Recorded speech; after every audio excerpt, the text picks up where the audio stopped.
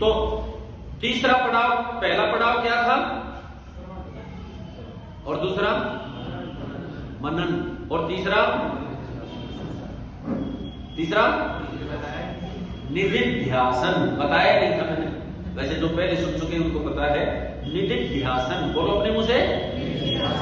निधिध्यासन का मतलब जो हमने सुना था, जिसपे हमने विचार किया था, जो निचोड़ निकाला था, उसी विषय को आंखें बंद करके ध्यान मग्न होकर अंदर ही अंदर ऊहापो का मतलब प्रश्न उत्तर उठे, अपने ही अंदर प्रश्न उठे, अपने ही अंदर उत्तर खोलो।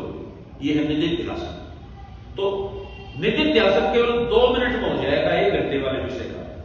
जो मनन था वो 5 मिनट लगेगी और निधिध्यासन में 2 मिनट में, क्योंकि मन की गति बहुत तेज है। अब तो सारा मन द्वारा करना है ना आपको, तो 2 मिनट में दोहरा दोगे। तीसरी बार पाठ दोहरा दिया, और जब एक ही पाठ को आप इतनी जल्दी 3 बार दोहराओगे तो बोलो आत्मसात होगा या नहीं होगा, याद हो जाएगा या नहीं होगा। और अगर वो सत्य आधारित निकले, निधिध्यासन के समय निचोड़ आ जाएगा सामने कि भाई ये सत्य आधारित विद्या है, तो उससे जीवन जीने लगो, फिर उससे व्यवहार करने लगो। इसी को कहते हैं साक्षात्कार। बोलो क्या? अर्थात फिर वो विद्या आपकी संपत्ति बन जाएगी। फिर वो विद्या आपको बार बार वो करने की जरूरत नहीं है, फिर तो आपके मस्तिष्क में बैठ गई, क्योंकि आप उससे जीवन जी रहे हो। आप किसी को भी समझा सकते हो।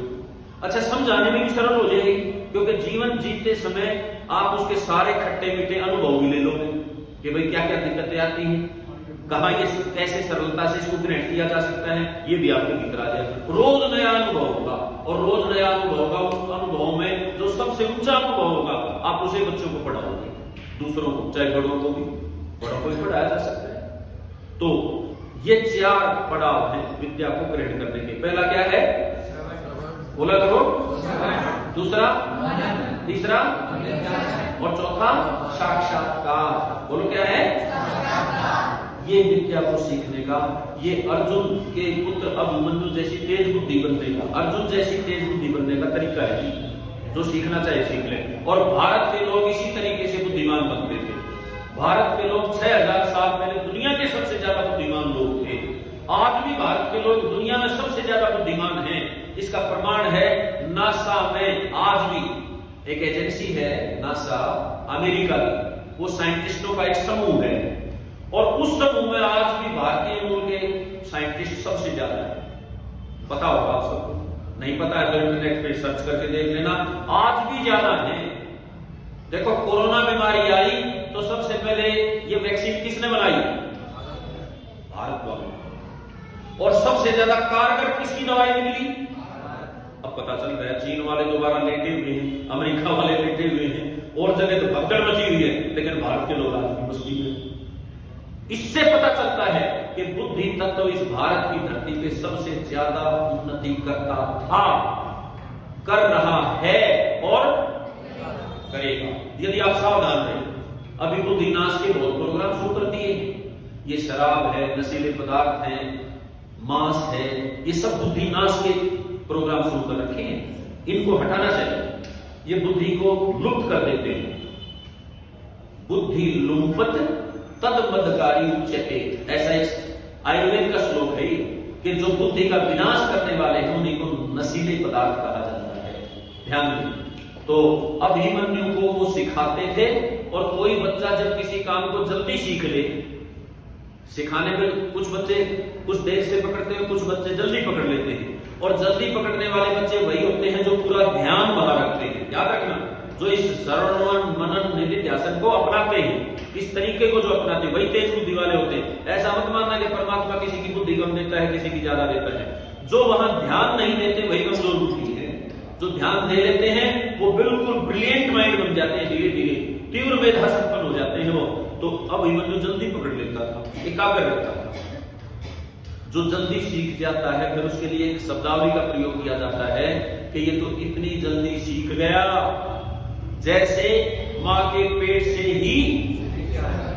बात तो ये थी, आया नहीं था मां के पेट से सीख के, लेकिन वो जल्दी पकड़ता था उस बात को। तो ये लोकोक्ति एक मुहावरा बन गया कि ये तो इतनी जल्दी सीख गया जैसे मां के पेट से ही सीख गया है। हाँ, संस्कार मां के अवश्य बेटे में, संतान में आते हैं, पुत्र पुत्रियों में आते हैं, जैसा मां का व्यवहार होगा, संतान तो शीशा है जी, उसे यदि एकाग्र रहना सिखा दिया जाए तो वो किसी से पीछे नहीं रह सकता, किसी भी विद्या में सबसे आगे जाएगा। और ऐसा भारत की माताएं गुरुकुल में सीख लेती थी। गुरुकुलीय विद्या में यही तो बातें थी। ब्रह्मचर्य क्या है, बुद्धि कैसे बढ़ाई जाए, हमारी दिनचर्या कैसी होनी चाहिए, सुबह कितने बजे उठना चाहिए, कैसा भोजन करना चाहिए, यही तो सिखाया। व्यवहारिक ज्ञान ही विद्या का असली महत्व है, जिससे हम स्वयं ठीक रहें और अपने समाज संसार को भी ठीक रखें, सृष्टि को भी नुकसान ना पहुंचाएं। इससे बड़ी क्या शिक्षा हो सकती है? ध्यान दें, तो अभिमन्यु की मां के पेट से सीख के नहीं आया था, उसको जब यहां सिखाया गया तो वो जल्दी सीख गया। संसार की किसी भी विद्या में मनुष्य मां के पेट से सीख के नहीं आता है, उसे यही सीखना पड़ता है, सिखाना पड़ता है। और विद्याएं तो छोड़ दो, ध्यान देना इस बात पे, क ख ग बोलो अपने आप सीख जाता है या सिखाना पड़ता है?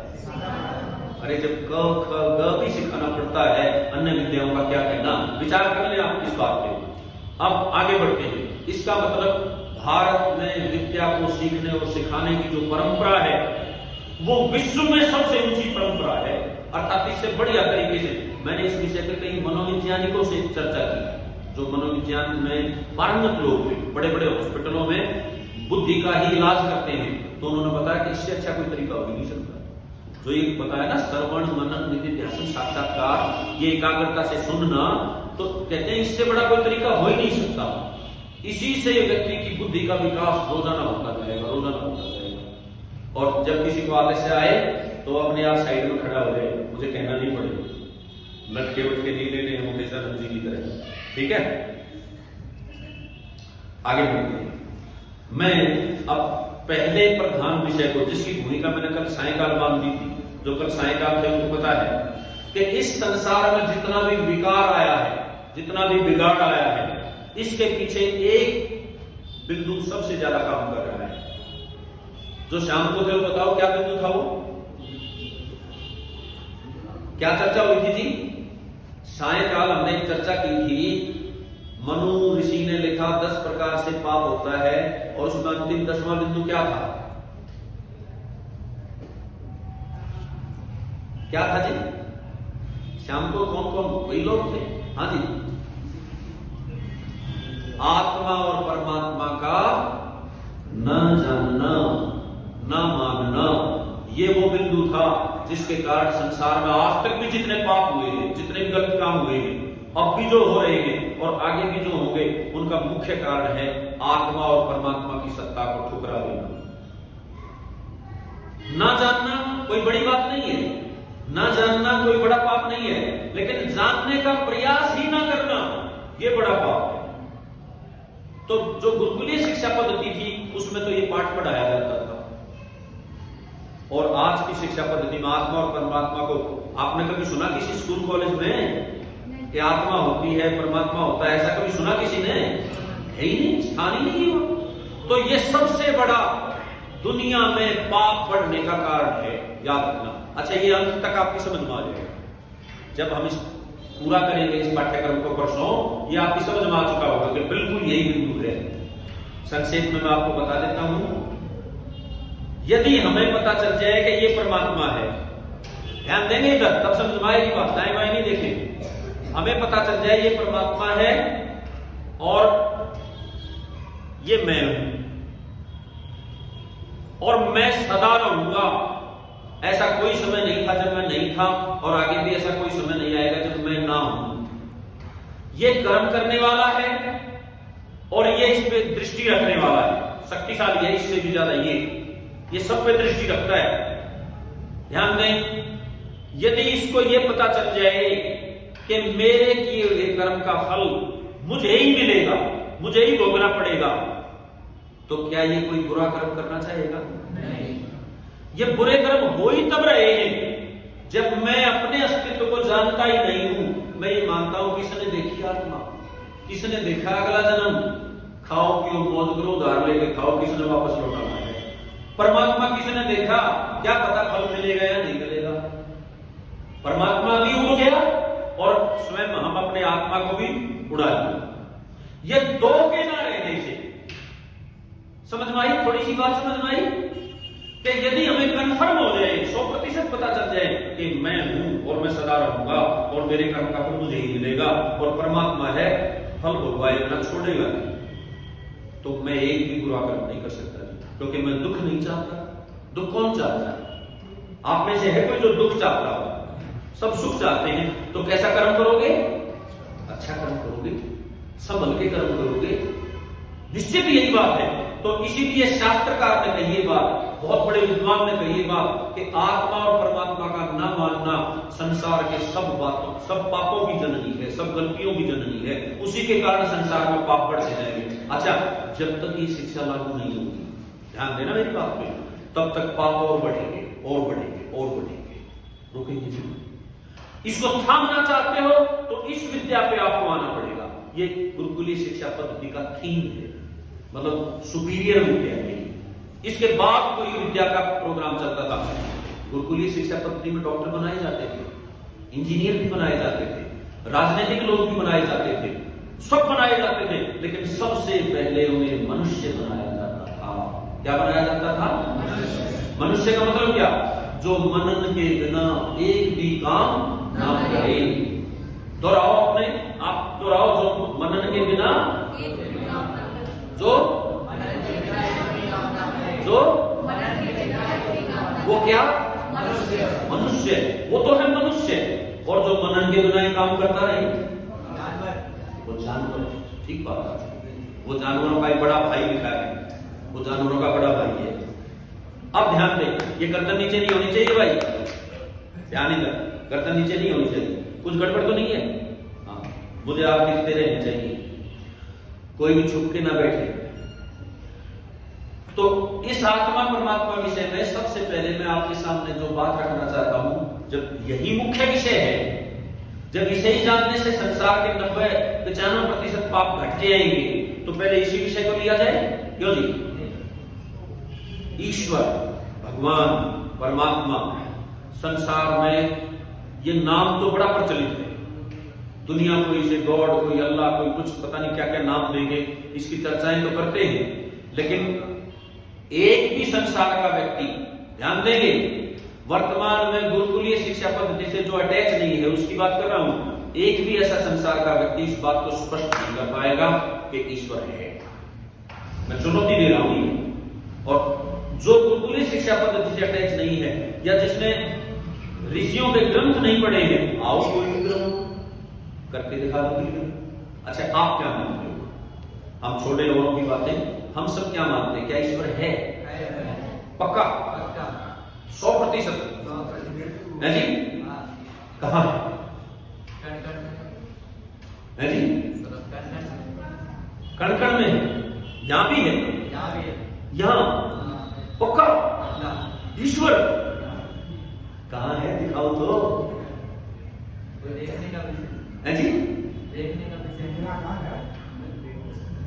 बस बहाना मार दिया, निराकार है भाई। कुछ तो बताओ उसके बारे में जिससे हम सब स्वीकार कर ले, छोटा बच्चा भी मान ले, अनपढ़ भी मान ले, विद्वान भी मान ले, ऐसा कुछ तो कहना पड़ेगा आपको।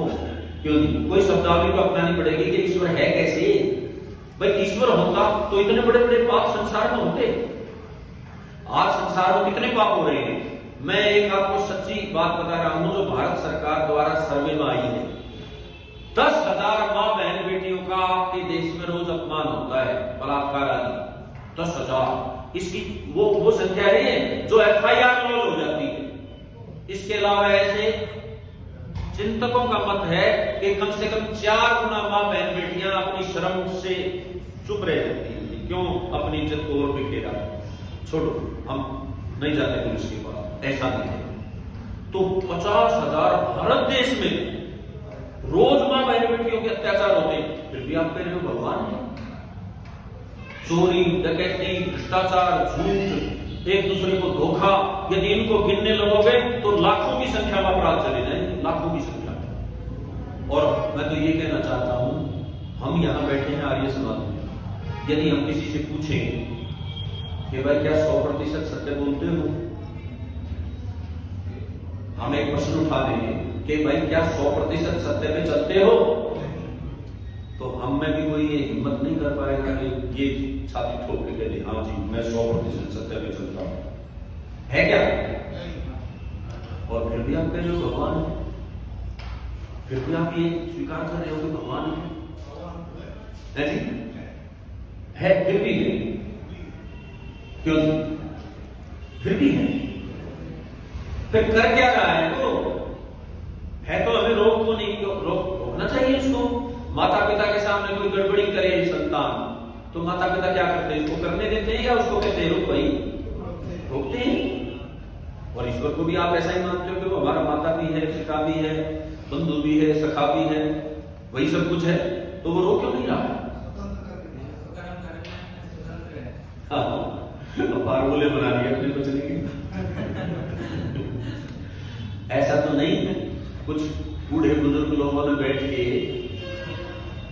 एक सभा की कि अपराध ज्यादा बढ़ रहे हैं तो इसको निर्मूल करने के लिए, इसको थोड़ा घटाने के लिए एक ईश्वर की कल्पना खड़ी कर दो, कोई तो डरेगा। ऐसा तो नहीं है, क्यों नहीं? पता नहीं, संशय में तो आ गए। पहले सबसे ज्यादा ठोके कह रहे थे, संशय में तो आ गए। बोलो जी, क्या सचमुच है? कैसे बताओगे बेटा? है क्या प्रूफ है? बिना प्रमाण के कोई बात थोड़ी माननी चाहिए। लेकिन त्वचा से महसूस हो रही है कि अब ठंडी चल रही, थोड़े दिनों में गर्म महसूस होगी, है जी? क्या है उसके कारनामे?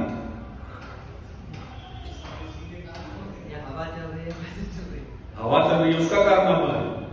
देखो साइंस के जमाने में कैसी बात कह रही है भाई, जैसे सूर्य तपता है और वहां गर्मी होती है, गर्मी होने के कारण वो हवा गर्म हो जाती है और वो हवा ऊपर को उठती है, हल्की हो जाती है गर्म होकर, और उसका स्थान लेने के लिए ठंडी हवा यूं चलती है हवा। इसमें ईश्वर का क्या लेना देना जी? बोलो। नहीं, मैंने बताया ना, मान लिया हवा सब जगह है, हवा सब जगह है, लेकिन सूर्य की गर्मी से वो जैसे ही तपती है और तपने के कारण वो ऊपर उठती है, वो खाली जगह हुई, उसका स्थान ग्रहण करने के लिए दूसरी हवा भागती है, इसी से हवा चलती है।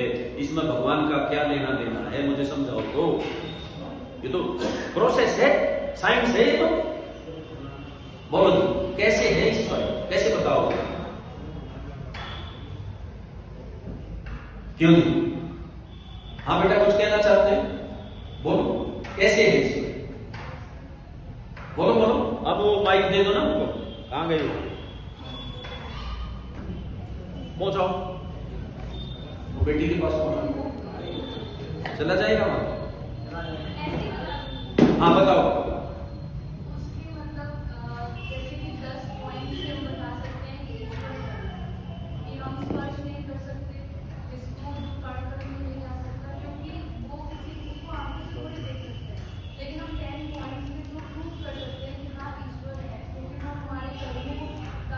हाँ बेटा, 10 बिंदु तो बाद में सुनेंगे, पहले तो एक पे ही चर्चा करें कि वो है कैसे।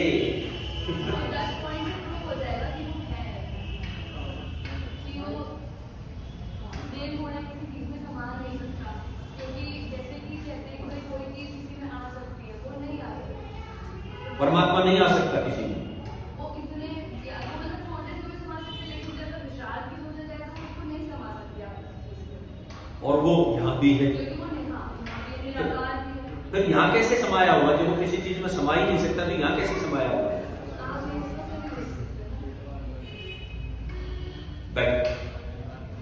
बेटी ने कुछ तो रिसर्च की है क्या? वैसे कहते हैं कि जैसे दूध में घी कण-कण में होता है, हाँ, दिखाई नहीं देता। नहीं, दूध की चिकनाई से आप पता लगा लेते हो इसमें घी है या नहीं। दूध में यूं उंगली घुमाई और उसे यूं पता किया, तो दूध खरीदते समय आप ऐसा करते हो? आर्य जी कुछ कहना चाहते हैं? अच्छा, वैसे ही खरीदते। अच्छा, और कोई जो ये भाई कोई चीज है, कहते हैं, ध्यान दें, लक्षण प्रमाणाभ्याम वस्तु सिद्धे। अपने मुंह से बोलो, लक्षण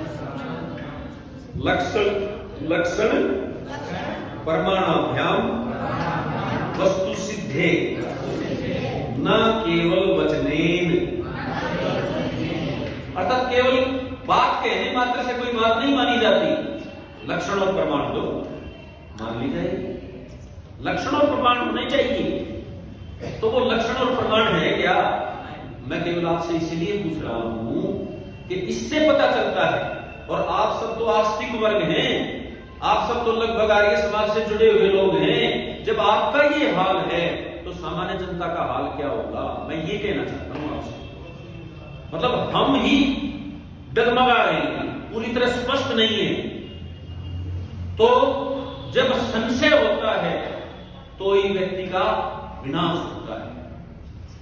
संशयी विनश्यते, ड्यूलिटी में जो होता है, दो राय पे जो होता है, ये इधर जाओ इधर जाओ, समय नष्ट होता है।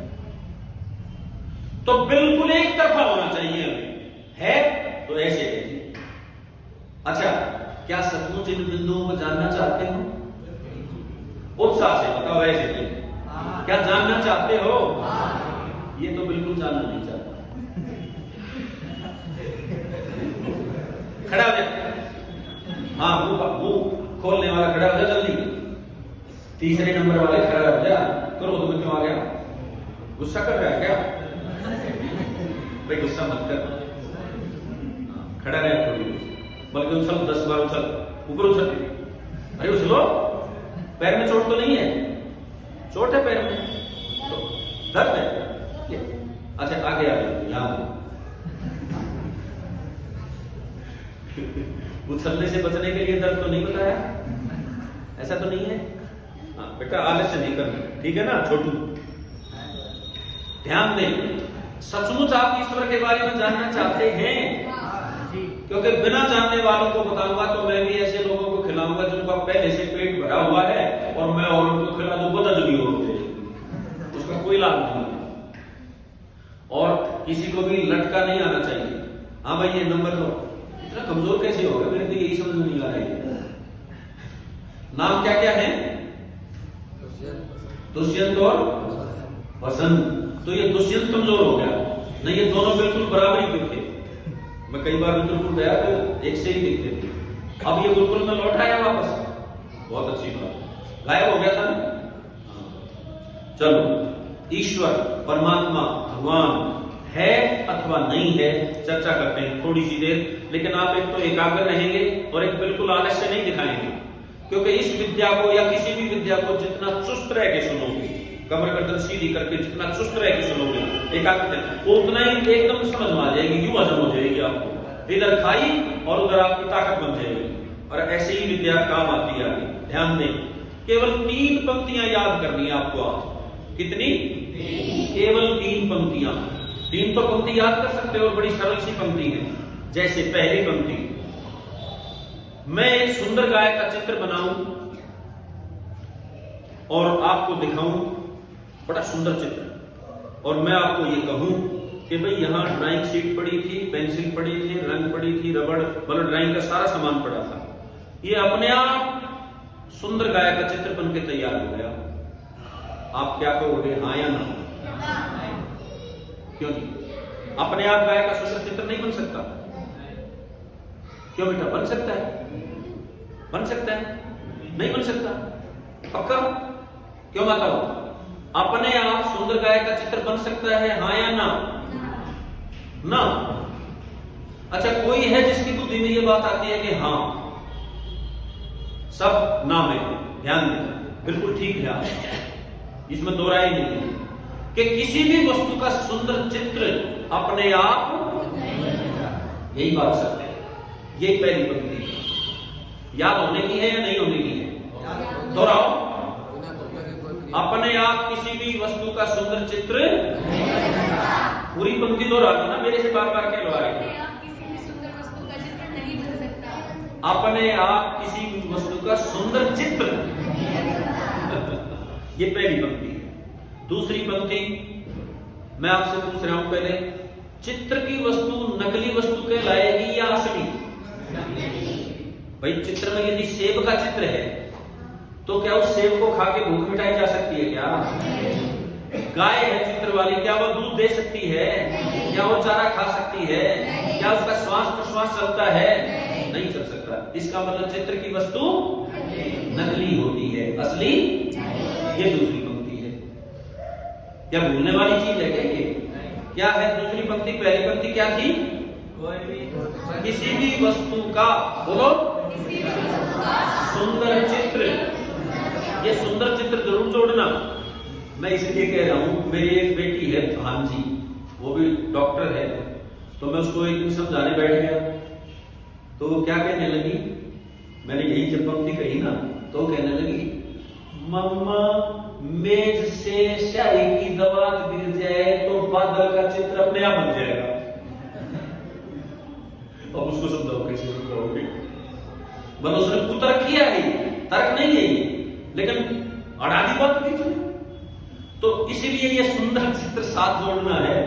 किसी भी वस्तु का सुंदर चित्र अपने आप, तो उसका निवारण हो जाएगा ना, फिर इसकी बात समझ रहे हैं। और दूसरी पंक्ति क्या है? चित्र की वस्तु नकली होती है, असली उसको छाया चित्र कहते हैं। उससे केवल इंगित किया जाता है कि भाई गाय ऐसी होती है, सेब ऐसा होता है, रोटी ऐसी होती है, लेकिन उससे उसका काम नहीं किया जा सकता। अब तीसरी पंक्ति में ईश्वर सिद्ध हो जाएगा। तीसरी पंक्ति में विचारशील व्यक्ति को मानना पड़ेगा कि ईश्वर है। क्या है वो तीसरी पंक्ति? जब संसार में नकली वस्तुएं भी अपने आप नहीं बन सकती, तो क्या ये असली संसार, जिसमें असली गाय, असली हाथी, असली घोड़े, असली सांप, असली मनुष्य, असली फूल, असली फल, असली लोक लोकांतर, पृथ्वी, चांद, तारे असली अपने आप बन गए, या इनका बनाने वाला ईश्वर है? बोलो जी, समझ में आया है नहीं? और तीन पंक्तियां बहुत टेढ़ी तो नहीं, याद होने की है। और सचमुच ध्यान से एक बार पहली पंक्ति क्या थी, दोहराओ। अब बोल नहीं रहा, इसलिए तो मुंह फाड़ रहा है। किसी भी वस्तु का सुंदर चित्र अपने आप। दूसरी पंक्ति, चित्र की वस्तु। तीसरी, जब नकली वस्तुएं ही अपने आप नहीं बन सकती, तो असली संसार तो अपने आप बन ही नहीं सकता। उसका बनाने वाला ईश्वर पक्का है, 100% है, कोई संदेह नहीं है। समझ में आ गई बात? इससे आगे चलते हैं। ईश्वर है, लेकिन ईश्वर के मानने वाले भी ईश्वर के साथ धोखा कर रहे हैं। ईश्वर के मानने वाले भी ईश्वर को गलत संसार के सामने पेश कर रहे हैं, गलत ढंग से उसकी मान्यता बनाए हुए हैं। कैसे? हमारे इस इलाके में ज्यादातर ईश्वर को मानते हैं लोग भोला। कैसा? यही नाम ज्यादा दिया जाता है उसको, भोला है हमारा ईश्वर। तो कहते हैं ईश्वर तो भक्त के काबू में रहता है। क्या कहते हैं? ईश्वर तो भक्त के, क्या बात है। अच्छा, माता पिता को संतान के काबू में रहना चाहिए या संतान को माता पिता की बात माननी चाहिए? मानना चाहिए ना, लाभ तो इसमें है। लेकिन क्या कहते हैं कि ईश्वर हमारी मानता है। ये अन्याय है या न्याय ईश्वर के साथ? ईश्वर के साथ अन्याय नहीं कर सकते हम कभी, हम अपने ऊपर अन्याय करते हैं। वही भोला है जो ईश्वर को भोला बता रहा है। भोले शब्द का असली अर्थ क्या है जानते हो? ये शब्द है भाषा का, अर्थात लिपापोती का शब्द है ये भोला। असल में यदि डायरेक्ट कहा जाए तो इसी शब्द का अर्थ है मूर्ख। यही तो है।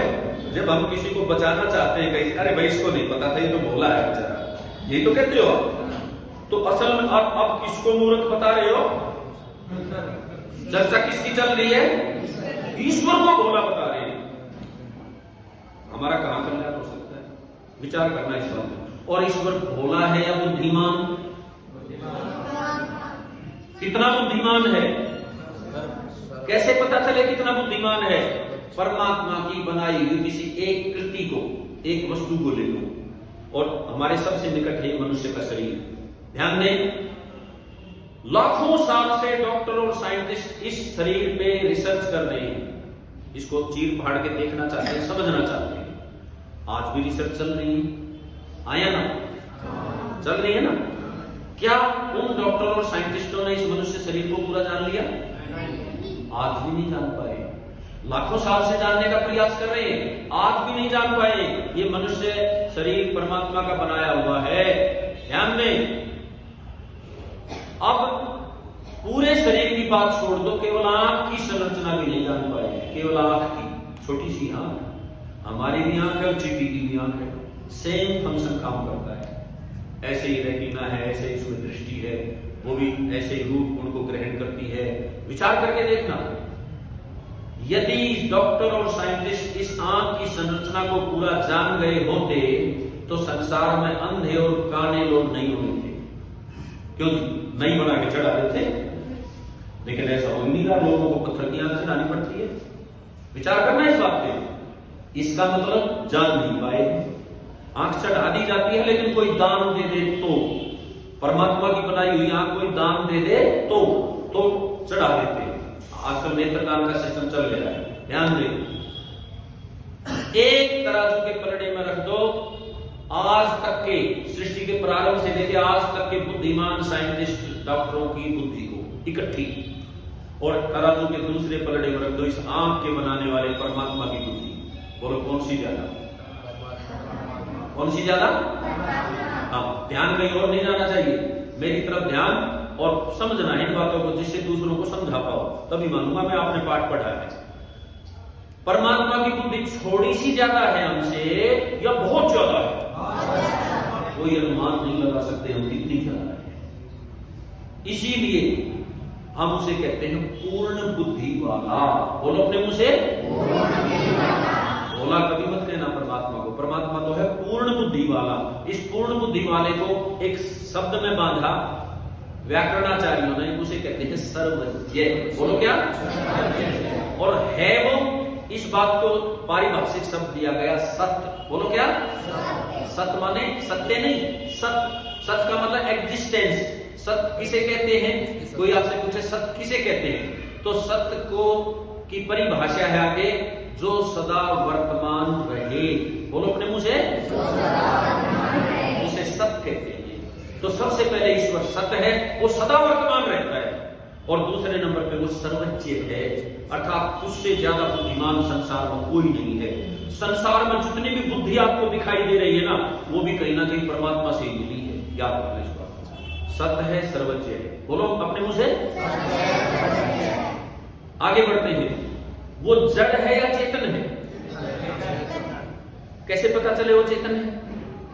संसार के लोगों ने उसे जड़, उसके साथ जड़ की तरह व्यवहार कर रही है। मंदिर में जाओगे तो पत्थर की मूर्तियां रखी हैं, लोहे की मूर्तियां रखी हैं, सोने चांदी की। ये जड़ है या चेतन?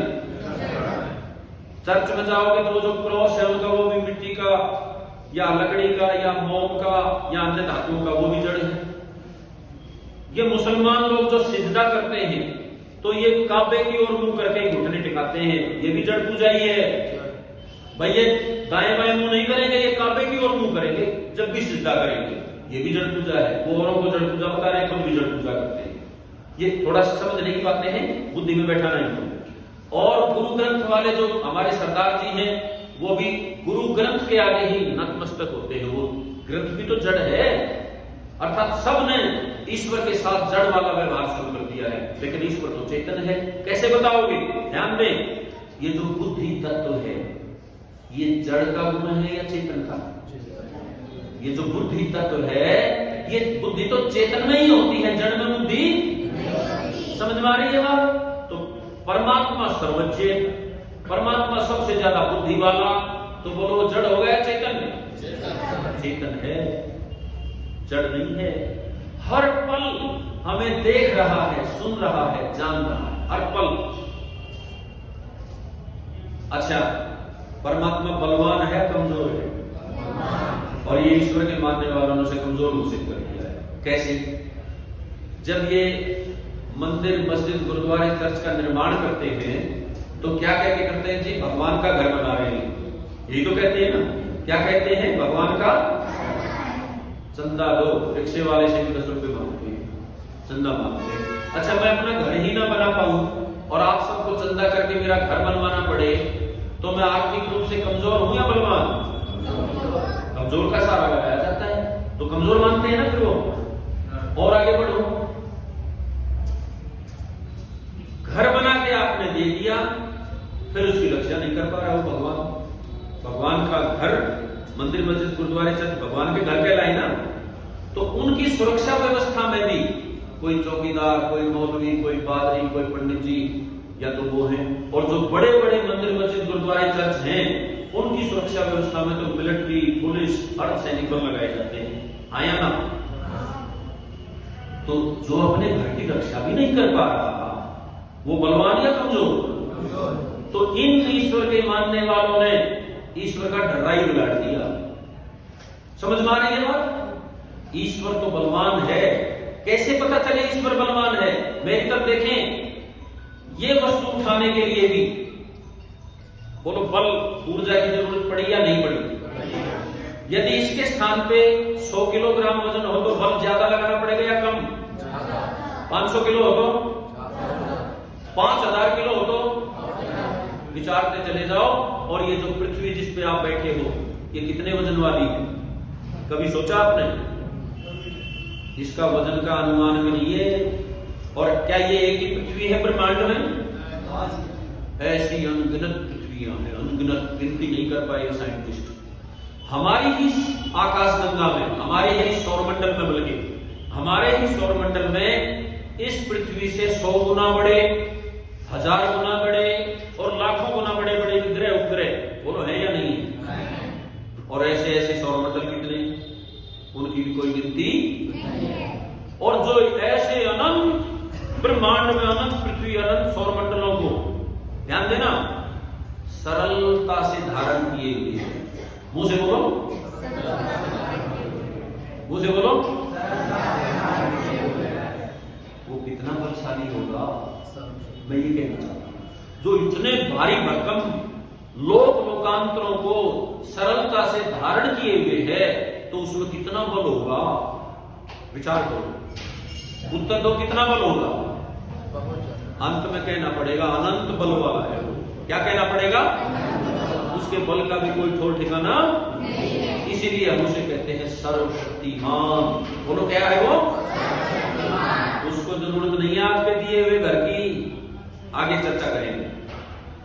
वो सत्य है, बोलो, बोला करो, सर्वज्ञ है, चेतन है, सर्वशक्तिमान है। इन गुणों से संपन्न परमात्मा को ये सृष्टि बनाने के लिए और संभालने के लिए एक जगह रह के वो काम चला दे, या उसे कण कण में रहना होगा। एक जगह रह के काम नहीं चला सकता। क्यों बेटा? एक जगह नहीं कर सकता काम। अब मैं यहाँ एक जगह बैठ के पूरी कक्षा को संभाल रहा हूं, ऐसा नहीं हो सकता। भाई देखो, मैं तो यहां बैठा हूं अकेले, एक जगह हूं और मैं पूरी कक्षा को संभाल रहा हूं। मैंने इस बारे में साइंटिस्टों से चर्चा की थी, जो विज्ञान में बड़े गहरे अपने आप को मानते हैं। तो उन्होंने क्या बताया, एक तो ये सृष्टि को जब देखते हैं तो इसका निर्माता निराकार होना चाहिए, वो ये कहता है।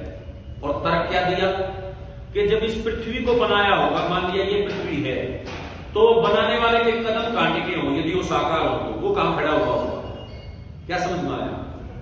भाई पृथ्वी जब थी ही नहीं, तो जो लोग कहते हैं विष्णु ने, ब्रह्मा ने, महेश ने, आदि आदि ने, किसने सृष्टि, वो कहां खड़े थे भाई?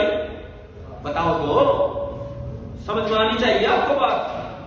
ध्यान से, उस साइंटिस्ट ने क्या कहा, बड़े गजब की बात है उसने कहा, जैसे कुम्हार जब घड़ा बनाता है तो क्या घड़े के एक तरफ नियंत्रण रख के घड़े को तैयार कर देता है, या उसके दोनों तरफ उसका नियंत्रण हो तभी घड़ा बन पाएगा? यदि दोनों तरफ नियंत्रण ना हो तो घड़ा, समझ में आ रही है बात? ऐसे ही ये पूरी सृष्टि कणों से बनी हुई है, परमाणुओं से, कणों का संघात है ये। हर कण के अंदर भी और बाहर भी। यदि पूरा नियंत्रण है तो सृष्टि बन जाएगी, और यदि पूरा नियंत्रण ना हो तो सृष्टि बनी नहीं सकती। और सृष्टि बनी हुई है हमारे सामने। अब सृष्टि बनी हुई है तो बोलो, उस परमात्मा का नियंत्रण हर कण के अंदर और बाहर है या नहीं है? है। तभी सृष्टि बन पाई। ध्यान दें, और इस कण कण में व्यापक रहने के लिए उसे निराकार ही होना पड़ेगा। समझ में आई या बात नहीं आई? नहीं तो कण कण में व्यापक कैसे रहेगा? क्योंकि कण में कण नहीं समाता कभी, क्योंकि कण का अपना रूप है, उसकी अपनी सत्ता है, वो दूसरे में कैसे घुसेगा जी? अभी मान लिया ये भी ठोस हो, अभी तो इसके अंदर तो खोखलापन है, लेकिन ठोस में ठोस को समा सकता है? स्थूल में बड़ी चीज में छोटी चीज समा सकती है यदि जगह हो तो। लेकिन जो ये परमाणु है प्रकृति के, ये जगह घेरते हैं, ये स्थान घेर लेते हैं। तो परमात्मा यदि साकार हो तो सारा स्थान तो वही घेर लेगा, ये आकाश में पूरा खत्म, आपका घर होगा। भाई हमें रहने की जगह कहां मिलेगी? समझ में आ गया नहीं है ये बात? इसीलिए ये इससे अगला जो प्रश्न था वो यही था कि भाई यदि वो है, और मैंने आपसे पूछा भी तो फिर वो दिखाई क्यों नहीं दे रहा, तो आपने से किसी ने उत्तर भी दिया था कि वो निराकार है। सच्ची बात है, परमात्मा निराकार होने के कारण इन आंखों से दिखाई, इन आंखों की जो क्षमता है वो रूप गुण को देखने की है, रूप गुण, और परमात्मा में रूप गुण है इसीलिए दिखाई नहीं देता। तो परमात्मा, ये सृष्टि बनी हुई है हमारे सामने, कण कण में व्यापक है, इसलिए उस सृष्टि को बना पा रहा है, लेकिन निराकार होने के कारण दिखाई नहीं दे रहा है। ये दो गुण और सिद्ध हो गए। सर्वव्यापक जो कण कण में होता है उसे हम क्या कहते हैं? सर्वव्यापक, ओमनी प्रेजेंट। कोई स्थान ऐसा नहीं जहां ईश्वर ना हो। समझ में आ गई बात? 6 गुण आ गए हैं। नंबर 1 पे क्या था? बोला हो भाई। और गुरुकुल वाले को मुंह दिखाई नहीं देने चाहिए मुझे, नहीं तो मुर्गा बनाऊंगा फिर मैं। बोलो क्या है? क्या है? 2 पे सर्वज्ञ, 2 पे 3 पे चेतन, बोलो 3 पे। ये याद हो गए ना, तो आगे मैं इससे आपको अटैच होने का तरीका बताऊंगा, तभी आपका लाभ होगा। अगर ये याद नहीं होगे तो परमात्मा से कनेक्शन भी नहीं जोड़ पाओगे आगे। सबसे पहले क्या था? दूसरे पे, तीसरे पे, चौथे पे सर्वशक्तिमान, चौथे पे क्या है? बोला करो क्या है? 5वें पे सर्वव्यापक, बोलो क्या है? कण कण में विद्यमान है, सर्वव्यापक है। और छठे पे है निराकार, बोलो क्या है? जैसे ही निराकार समझ में आया तो एक शंका और उठ खड़ी हुई, कहने लगे इसका मतलब वो निठल्ला है, वो कुछ कर नहीं सकता। क्यों? क्योंकि हमारे हाथ पैर आंख कान नाक ये शरीर है, इससे हम अपने रोजमर्रा के काम करते हैं। लेकिन परमात्मा तो निराकार, ना हाथ ना पैर ना आंख ना कान, फिर तो अपने काम कैसे करता होगा? बोलो जी, ईश्वर करता है या निठल्ला है? कैसे बताओगे करता है?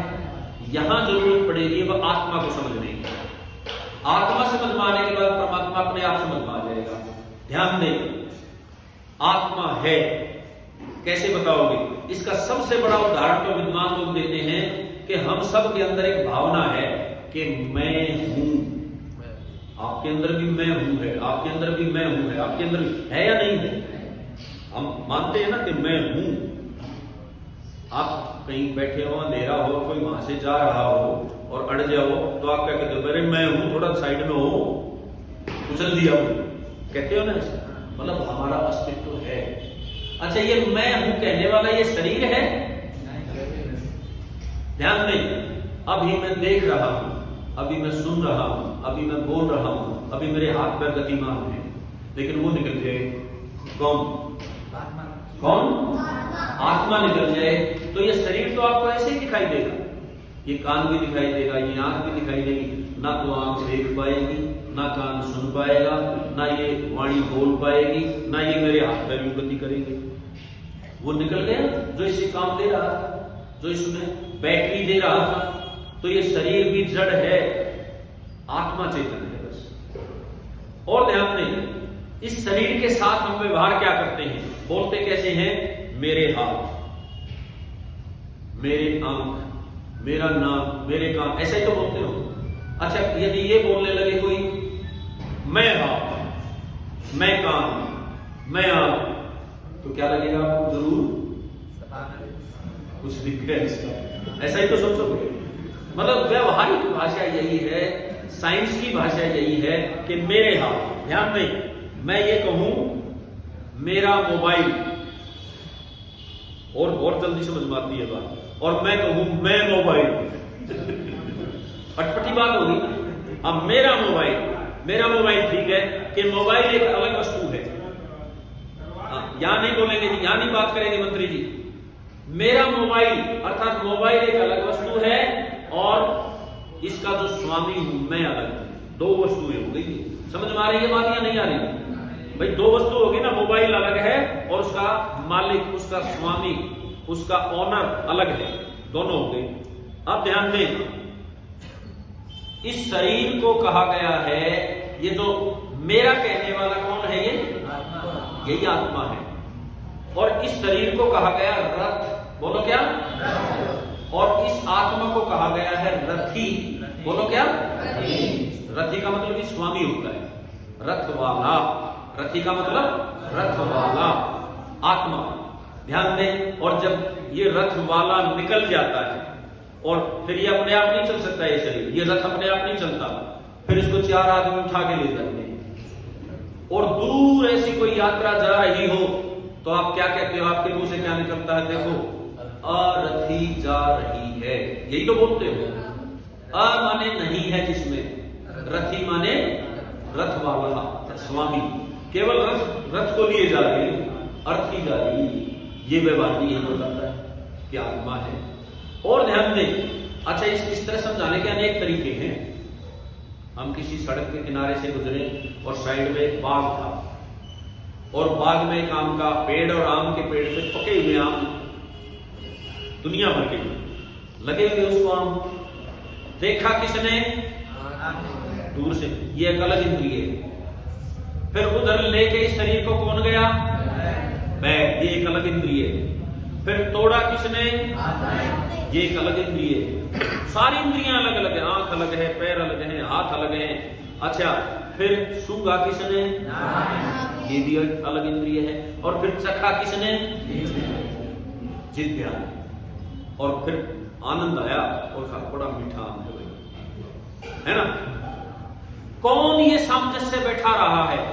मतलब ये इंद्रियां तो अलग अलग है, इंद्रियां अलग अलग होने से एक ने सूचना दी कि भाई बड़ा बढ़िया आम है, पैर एकदम आदेश का पालन करने लगे, उधर चल पड़े, हाथ को आदेश मिला, इसने तोड़ दिया। कौन है ये जो इन सब से काम ले रहा है? बोलो, ये जो सामंजस्य स्थापित कर रहा है इसी को आत्मा कहते हैं। अच्छा ये बताओ, ये आत्मा है पक्का समझ में तो आया? इस शरीर में एक जगह रहता, अच्छा ये सदा रहने वाला है आत्मा। ये जो मैं हूं है ना, ये मैं हूं की अनुभूति सदा रहती है आप में, सदा। अच्छा, एक जगह रहती है ये आत्मा शरीर में या पूरे शरीर में फैली हुई है?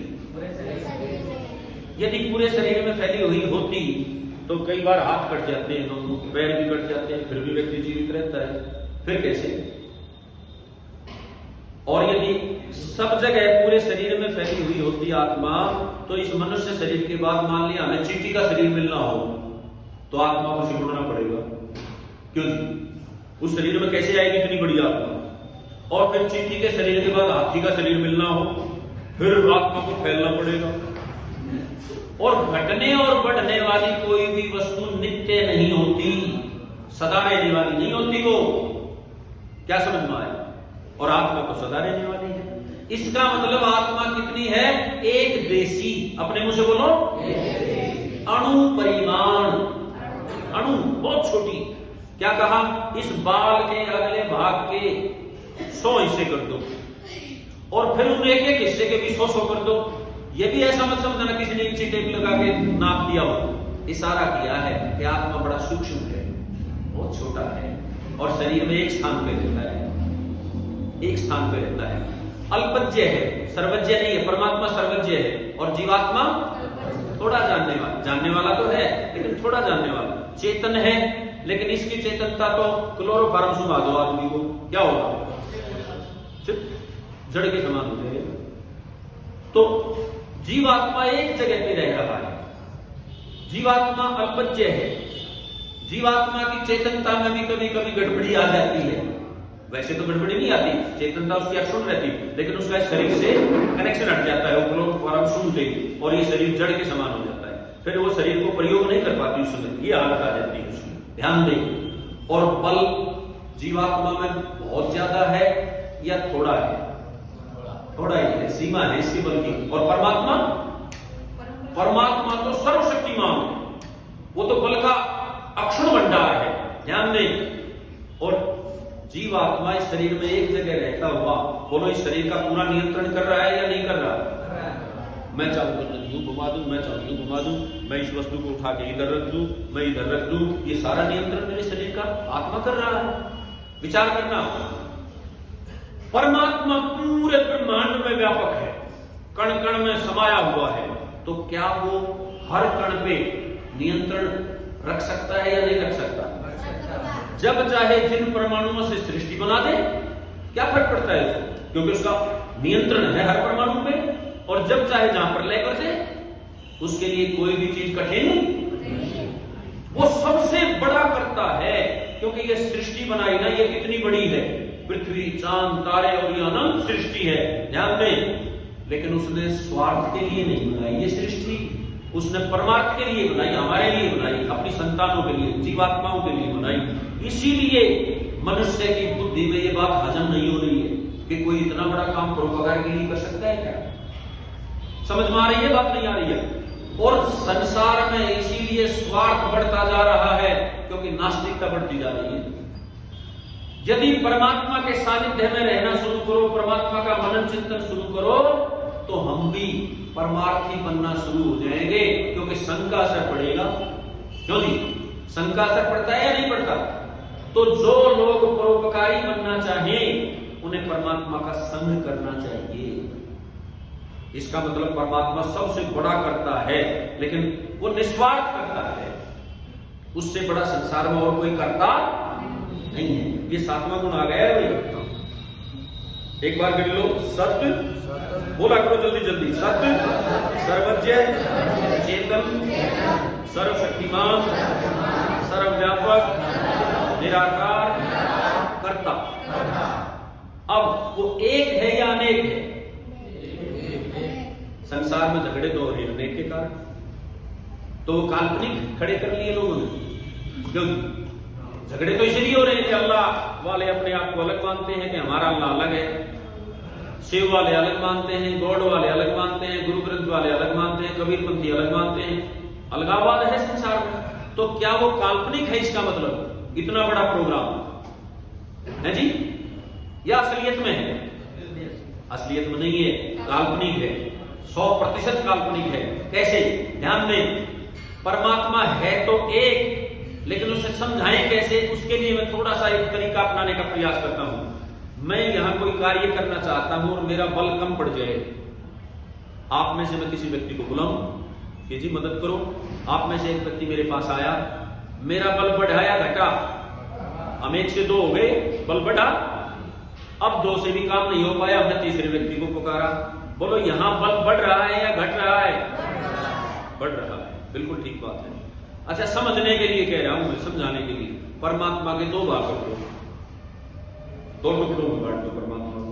बोलो परमात्मा 1 से 2 बन गया है, उसका बल घटा या बढ़ा? 2 बन गए, 2 परमात्मा बन गए भाई, तो घटा या बढ़ा? अरे 2 हो गए तो बढ़ना चाहिए है जी। क्यों बेटा? 1 परमात्मा के 2 बना दिए हमने, बढ़ गया ना? क्यों बेटा? बोलो बोलो। परीक्षा में फेल होने की दृष्टि से उत्तर ही देना ठीक नहीं है, उत्तर ही ना दो भाई। विचार करोगे तो उत्तर आएगा। ध्यान दें। क्या मानते हो जी? घटेगा, घटेगा, बढ़ेगा ना? बढ़ेगा। मंत्री जी, बल बढ़ेगा या घटेगा? घटेगा। मुकेश आनंद जी, बल बढ़ेगा, 1 परमात्मा से 2 बन गए, तो बल घटेगा या बढ़ेगा? आप बेटी वाला फार्मूला अपनाएंगे। ध्यान दें, ध्यान दें। मैंने समझाने के लिए कहा है, जैसे ही आप क्योंकि ये जीवात्मा एक देशी है, यहां यदि दूसरा आएगा तो बल बढ़ेगा, तीसरा आएगा तो और बल बढ़ेगा, चौथा आएगा तो और बल बढ़ेगा, क्योंकि ये एक देशी है। और परमात्मा है सर्वव्यापी। बोलो क्या है? अगर उसको बीच से दो टुकड़े कर दोगे तो वो तो 50-50 हो गया, घट गया। पहले 100% जो बल था अब वो आधा रह गया, अब वो सर्वशक्तिमान नहीं रहा। अब वो ये कोई कार्य नहीं कर सकता, ना सृष्टि का निर्माण कर सकता है, ना मनुष्य का, ना गाय का, ना किसी का निर्माण नहीं कर सकता। वो सर्वशक्तिमत्ता गई उसकी। अच्छा, हो सकता है जब दो बराबर के हो तो झगड़ा भी हो जाए कभी। भाई दो बराबर के होंगे तो झगड़ा कभी ना कभी मनमुटाव भी होगा। तो आगे की बातें तो मजाक की है। ईश्वर एक ही था, एक ही है और एक ही रहेगा। परमात्मा के लिए 2, 3, 4, 5, 6, 7, 8, 9, 10 संख्या का प्रयोग नहीं किया जा सकता। परमात्मा के लिए केवल एक संख्या का ही प्रयोग एक है। मनुष्य मात्र का इष्ट देव वही परमात्मा है। ये लोगों ने अलग अलग दुकानें खोल ली है, कल्पनाएं कर ली है और गड़बड़ मचा दी है, इस दुनिया को बिगाड़ दिया है। विचार करके देख लेना, इस अनेकवाद के कारण ही कितनी बड़ी बड़ी दुर्घटनाएं, कितने बड़े बड़े बारूदी खेल खेले जा रहे हैं। आप सब समझते हैं बात, कैसा अन्याय किया जा रहा है संसार पे, मनुष्य जाति पे, आप समझ सकते हैं। और जब तक इस एक ईश्वर की पुनः स्थापना नहीं होगी, मनुष्यों के मस्तिष्क में इस एक ईश्वर को फिर से नहीं बैठाया जाएगा, क्या ये झगड़े रुक सकते हैं? अब आपकी समझ में तो आ जाना चाहिए कि ये जितने भी मंदिर, मस्जिद, गुरुद्वारे, चर्च हैं, ये भगवान के घर नहीं हैं, बल्कि ये झगड़े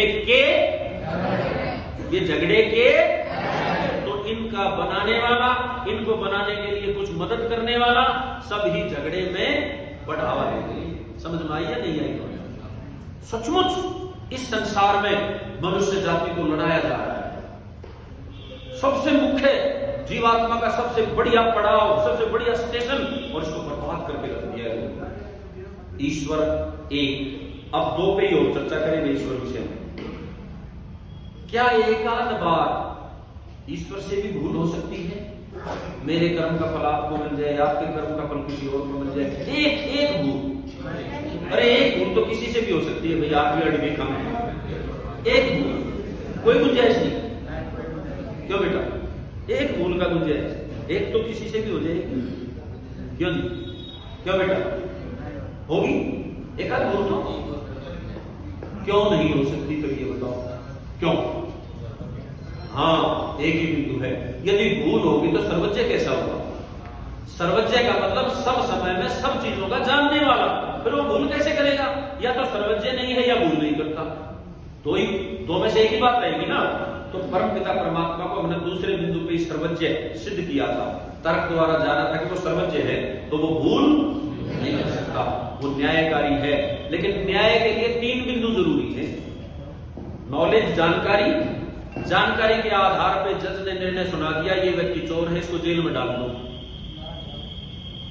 वो चोर अपने आप जेल में चल के जाता है या पुलिस या मिलिट्री बल पकड़ के ले जाता है?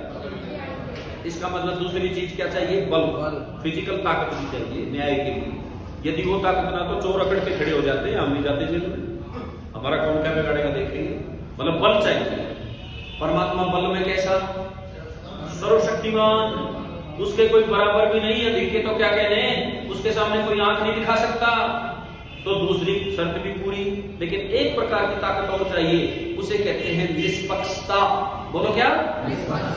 निस्वार्थता। यदि कोई व्यक्ति स्वार्थी हो, पक्षपाती हो, तो भी न्याय नहीं हो सकता है। तो परमात्मा क्या है? निष्पक्ष, निस्वार्थ या पक्षपाती? कैसे पता चले वो निष्पक्ष है, निस्वार्थ है? इसके विद्वानों ने कई तरीके बनाए।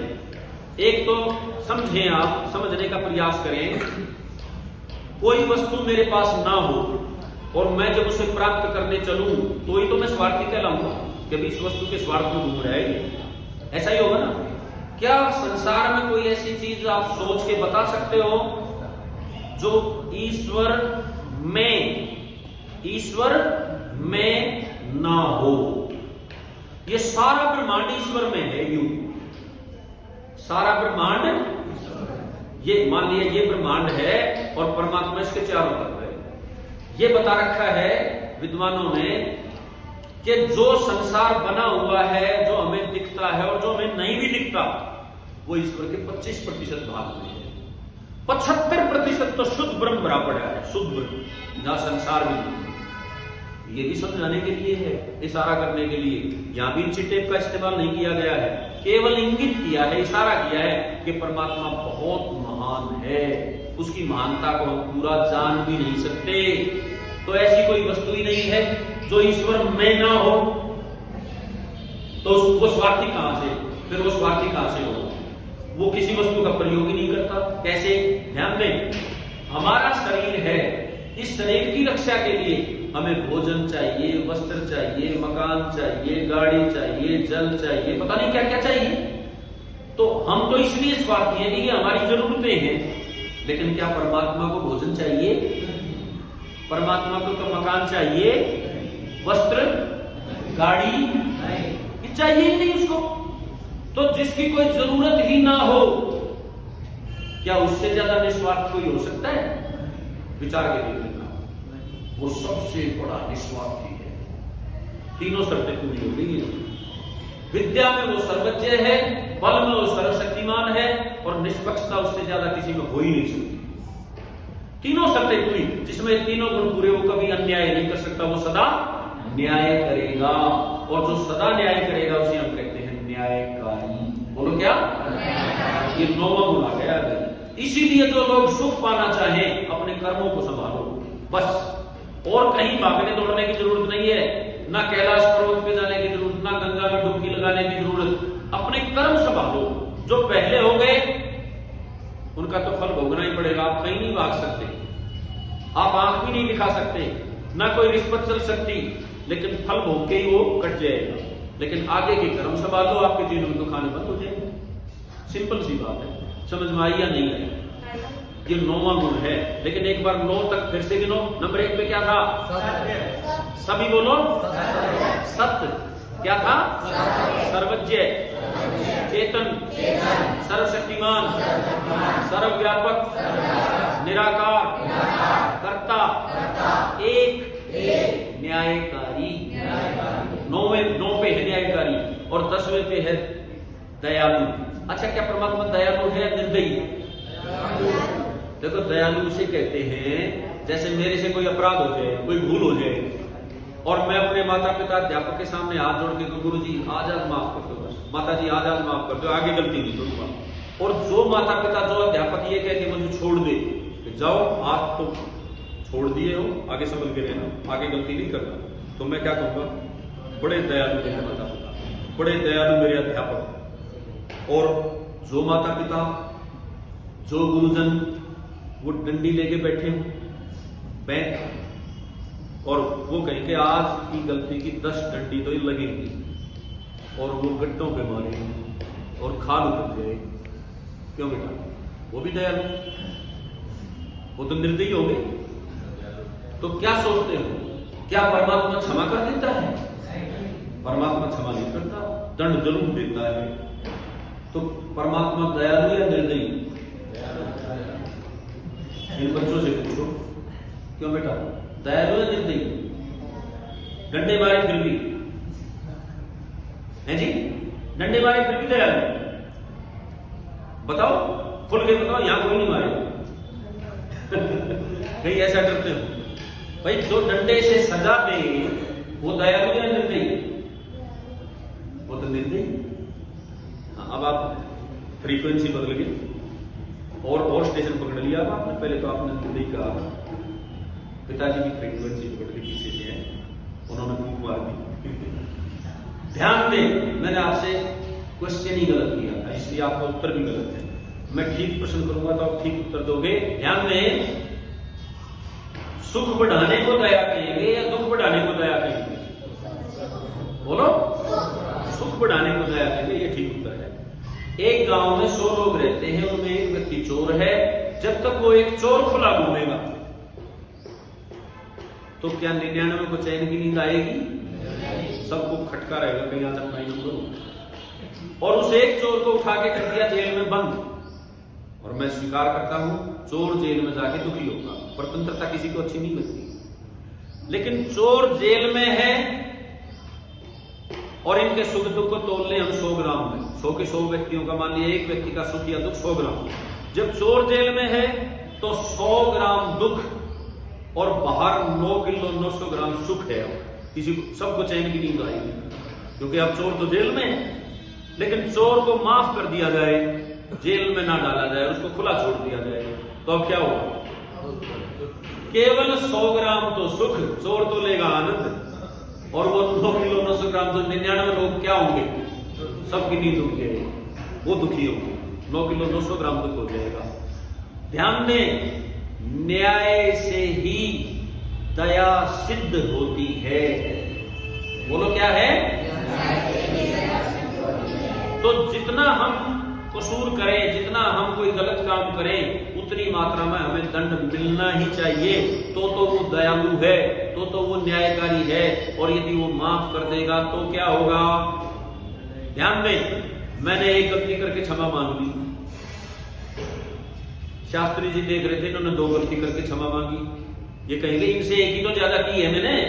अब वहां देख रहे थे अपने मुकेश आनंद जी, उन्होंने 3 गलती करके क्षमा मांगी, कहेंगे इनसे एक ही तो ज्यादा की है।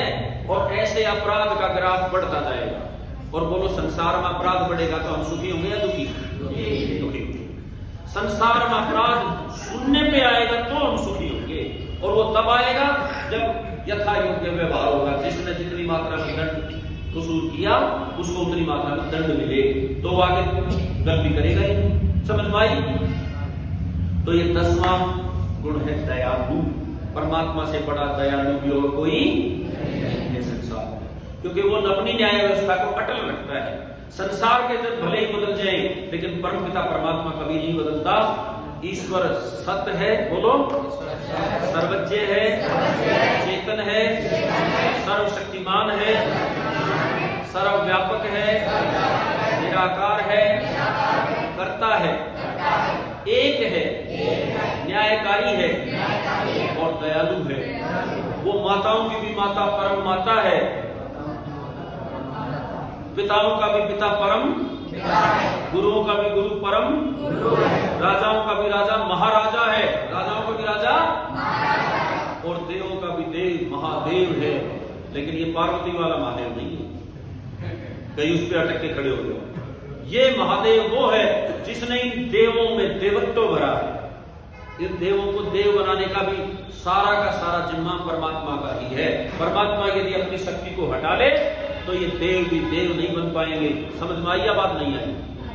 और ऐसे ईश्वर की हमें रोज उपासना करनी चाहिए। उपासना, उप माने पास में, आसना माने आसन लगाना, मतलब उसका संग करना। क्या होगा उससे? उससे हमारे गुण कर्म स्वभाव सुधरेंगे। क्या सुधरेंगे? जो हमारे अंदर बेवकूफियां आ गई हैं वो हट जाएंगी, हमारे काम क्रोध लोभ मोह आदि खत्म हो जाएंगे धीरे धीरे। और यही मनुष्य जीवन की सार्थकता है। मनुष्य मनुष्य ही तब बनता है जब वो किसी भी आवेश में ना आए, काम क्रोध लोभ मोह अहंकार के आवेश में ना आए, तो ही वो मनुष्य कहलाने का अधिकारी है।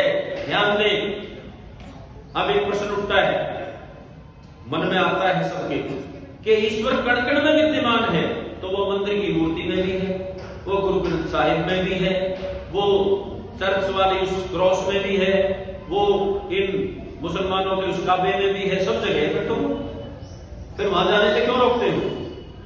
ऐसा प्रश्न उठता है। ध्यान दें, मान लिया ये मेरे सामने मूर्ति है, ध्यान देंगे, इधर देखेंगे, ये मूर्ति है और मैं यहां हाथ जोड़ के इसकी पूजा अर्चना करना चाहता हूं।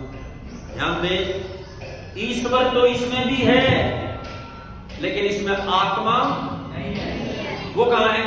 इस परमात्मा के बनाए मंदिर में, यहां है आत्मा। तो अब विचार करना, मैं ईश्वर को यहां मान के पूजा करूं तो निकट गया ईश्वर के, या यहां मान के पूजा करूंगा तब ईश्वर के निकट गया? यहां आत्मा भी है और सब जगह होने के कारण यहां परमात्मा आत्मा के भी भीतर है। तो आत्मा के भीतर वाले परमात्मा का ध्यान करूं तो मैं ईश्वर के निकट गया, या इस मंदिर मस्जिद गुरुद्वारे वाले परमात्मा का ध्यान करूं तो परमात्मा के निकट गया? जब अंदर वाले आत्मा के भीतर वाले परमात्मा का जब ध्यान करोगे तो परमात्मा के निकट जाओगे, और निकट जाओगे तो उसके गुण आप में आने शुरू हो जाएंगे। और यही हमारा प्रयोजन है, परमात्मा का ध्यान करने का यही प्रयोजन है कि हे ईश्वर, जैसे आप दयालु हैं मैं भी दयालु बनूं, आप न्यायकारी हैं मैं भी न्यायकारी बनूं, आप बलवान हैं मैं भी बलवाला बनूं, आप विद्यावान हैं मैं भी विद्यावान बनूं, आदि आदि। यही है उपासना। समझ में आई या बात नहीं आई? हमारे पास आधा घंटा बचा है, 5 बजने में अभी लगभग 28 मिनट शेष है। समझा दूंगा कल। आज इसका एक छोटा सा प्रयोग कर लें कि ईश्वर के निकट कैसे जाया जाए। कमर गर्दन सीधी, आंखें बंद। अब किसी की आंखें मुझे खुली नजर नहीं आनी चाहिए क्योंकि समय बहुत थोड़ा है, समझाऊंगा कल। आज इसका एक प्रयोग कर लेते क्योंकि ये काम अति आवश्यक है। ईश्वर का शाब्दिक रूप से पता लगना बड़ी बात नहीं है, ईश्वर के निकट जाना बड़ी बात है। अब आंखें खुली ना हो, बार बार मुझे ना कहना पड़े। बिल्कुल अनुशासन में रहोगे तो समय पे ही छोड़ दिए जाओगे तुरंत। 3 घंटे से ज्यादा 1 मिनट भी नहीं लूंगा। आंखें बंद तो बंद।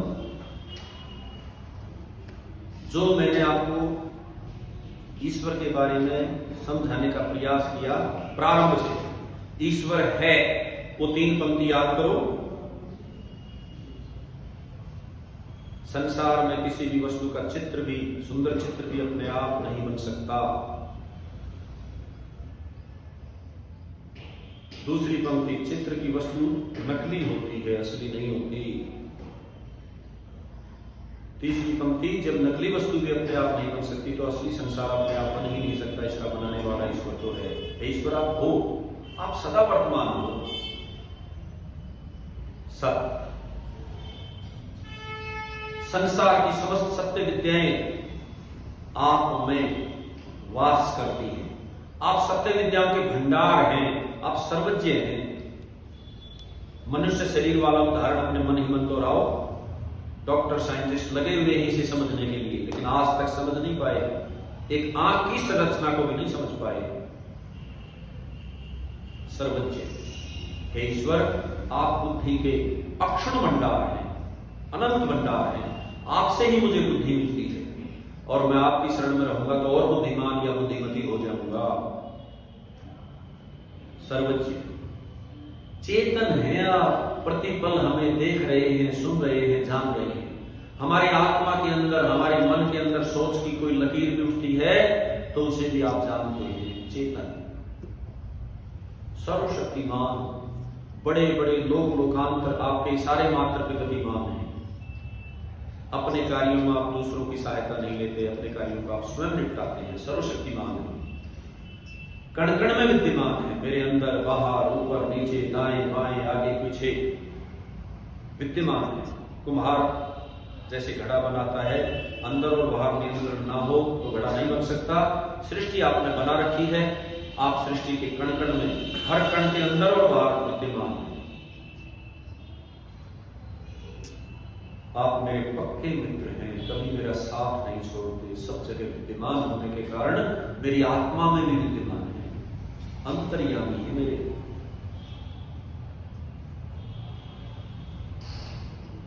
निराकार, स्थान नहीं कहते हे प्रभु, आप स्थान नहीं कहते। आप परमाणुओं से बनी हुई वस्तु नहीं है, आप में रूप गुण नहीं है, आपका रंग रूप नहीं है। निराकार, कर्ता, समस्त संसार को बनाने वाले, प्रतिपल इसे संभालने वाले, पालन करने वाले और समय आने पर संहार करने वाले आप ही हैं।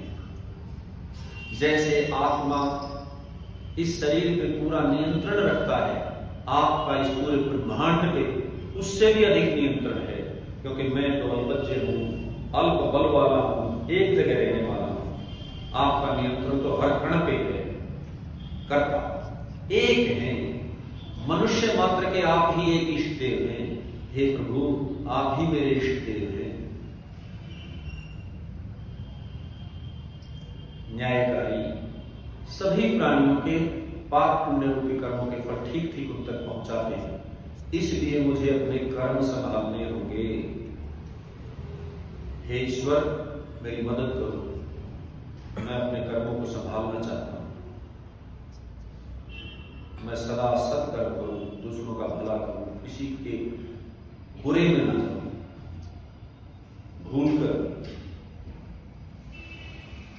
दयालु, इतना बड़ा संसार आपने हमारे लिए रचा है, आप अपनी न्याय व्यवस्था को अक्षुण्ण संभाल रहे हैं, यह आपकी बहुत बड़ी दया है। हे माताओं की माता, परम माता, माता की गोदी की अनुभूति करो। जो लोग माता की गोदी को ठीक समझ जाते हैं तो वो ईश्वर की गोदी को भी समझने में देर नहीं लगाते। हे पिताओं के पिता, परम पिता, हे गुरु के भी गुरु, परम गुरु, हे राजाओं के भी राजा, महाराजा, हे देवों के भी देव, महादेव, आपका मुख्य नाम ओम है। ओम नाम से आपको पुकारा जाता है।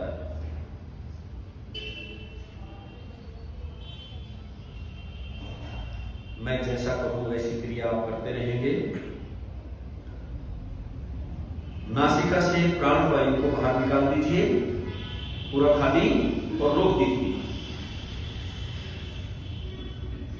यथा सामर्थ्य रोके रखिए। घबराहट होने पर नासिका से प्राण वायु को भीतर भर लें, पूरा भरें, पुनः बाहर छोड़ दें, खाली, फिर से रोक दें। यथा सामर्थ्य रोके रखें। घबराहट होने पर फिर से प्राणवायु को भीतर भरना है, भर लीजिए, पूरा भरें, फिर से बाहर छोड़ दें, रोक दें। प्राणों को बाहर निकाल के बाहर ही रोकने का प्रयास करें। घबराहट होने पर फिर से प्राणों को भीतर ले लें, पुनः बाहर छोड़ दें। सामान्य श्वास प्रश्वास, लंबे गहरे श्वास लेते रहें, कमर गर्दन सीधी रहे, आंखें बंद रहे, आंखें ना खुली रहे। घबराए ना, ये हॉल में हिले डुलेगा नहीं, हम यहीं बैठे मिलेंगे। आप लंबे गहरे श्वास लें, कमर गर्दन सीधी रखें, आंखें बंद रखें। अभी आपने 3 प्राणायाम किए, इन्हें बाह्य प्राणायाम के नाम से जाना जाता है। अब हम आभ्यंतर प्राणायाम करेंगे। नासिका से प्राणवायु को भीतर भर लें, पूरा भरें, रोक दें। प्राणों को भीतर भर के भीतर ही रोके रखना आभ्यंतर प्राणायाम कहलाता है। यथा सामर्थ्य रोके रखें। घबराहट होने पर बाहर छोड़ दें, पूरा खाली, फिर से भीतर भरें, रोक दें। यथा सामर्थ्य रोके रखें। घबराहट होने पर नासिका से प्राणवायु को नियंत्रण पूर्वक बाहर छोड़ देना है, छोड़ दीजिए, पूरा खाली, फिर से भीतर भरें, रोक दें। नासिका से ही श्वास प्रश्वास को लेना और छोड़ना है। पूरा शरीर चट्टान की भांति स्थिर रहे, केवल फेफड़ों की क्रिया होगी। घबराहट होने पर फिर से नासिका से प्राणवायु को बाहर छोड़ देंगे, छोड़ दीजिए। सामान्य श्वास प्रश्वास, लंबे गहरे श्वास, कमर गर्दन सीधी, आंखें बंद। प्राण आ रहा है, प्राण जा रहा है, मन द्वारा इसका अवलोकन करते रहें। लंबे गहरे श्वास। एक भी वायु का कण आपकी मन की दृष्टि से वो जलों के भीतर ना जाए और बाहर ना आए। पूरे मन की क्षमता लगा देंगे प्राणों के अवलोकन पर। मेरे निर्देश पर अचानक प्राणों को थामना होगा, रोकना होगा। अभी प्राण आ रहा है, जा रहा है, उसे निर्बाध गति से आने जाने दें। मन द्वारा अवलोकन करते रहें, रोक दीजिए। जहां का तहां अचानक प्राणों को थाम देना, रोक देना स्तंभ वृत्ति कहलाता है। यथा सामर्थ्य रोके रखें। घबराहट होने पर छोड़ दीजिए, फिर से प्राणों को आने जाने दें। लंबे गहरे श्वास। आपकी दृष्टि आपके प्राणों पर बनी रहे।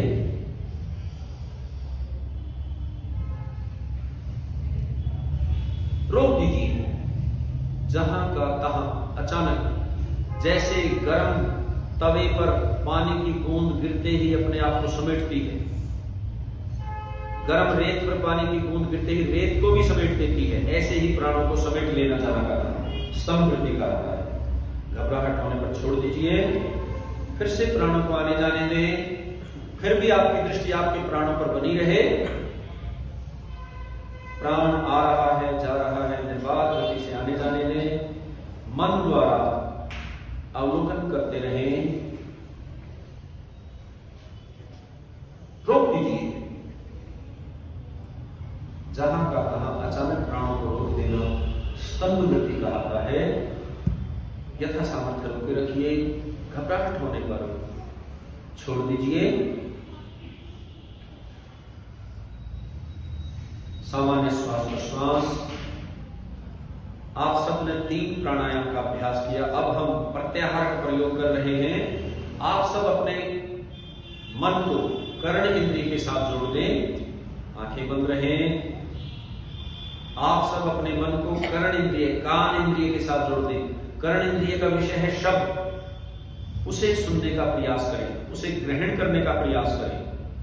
निरंतर अपने मन को कर्ण इंद्रिय के साथ जोड़कर उसका विषय जो शब्द है उसे ग्रहण करने का प्रयास करते रहें। दूर होती हुई धीमी ध्वनियां भी आपको सुनाई देने लगेगी। इंद्रियों की क्षमता बढ़ेगी, इंद्रियों का शोधन होगा, इससे परिशोधन होगा इंद्रियों का। यह ऐसा अभ्यास है। निरंतर अपने मन को कर्ण इंद्रिय के साथ जोड़कर उसका विषय जो शब्द है उसे ग्रहण करने का प्रयास करते रहें।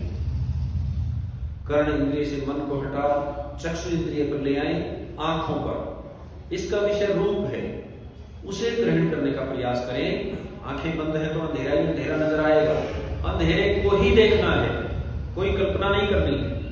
निरंतर अपने मन को चक्षु इंद्रिय के साथ लगाकर उसका विषय जो रूप है उसे ग्रहण करने का प्रयास करते रहे।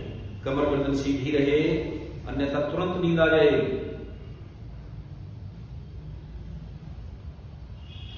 चक्षु इंद्रिय से मन को हटा नासिका के अग्रभाग पर ले आए। नासिका का विषय गंध है, उसे ग्रहण करने का प्रयास करें।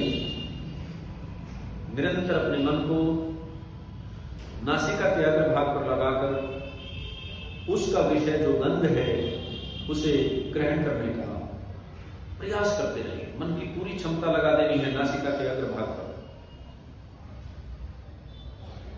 नासिका के अग्रभाग से मन को हटा जिह्वा के अग्रभाग पर ले चले। जिह्वा का विषय रस है, उसे ग्रहण करने का प्रयास करें। कोई कल्पना नहीं करनी है, यथार्थ चिंतन करना है। निरंतर अपने मन को जिह्वा के अग्रभाग पर लगाकर उसका विषय जो रस है उसे ग्रहण करने का प्रयास करते हैं।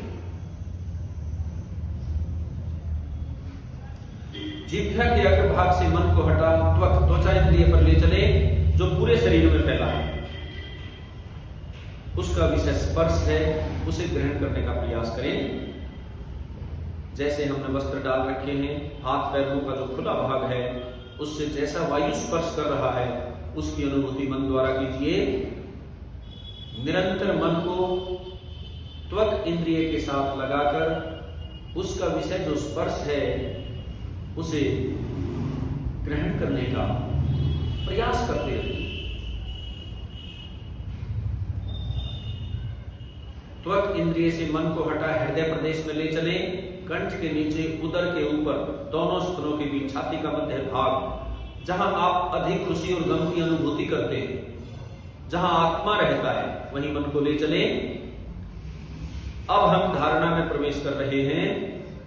मैं आपको बताने के लिए बोल रहा हूं, आपको यह काम मन ही मन करना है, आपके होठ भी नहीं हिलेंगे। ओम, परमात्मा के मुख्य नाम ओम का जाप और उसके अर्थ का चिंतन। ओम सत्य है, हे ईश्वर आप तो सदा वर्तमान है मेरे हृदय में।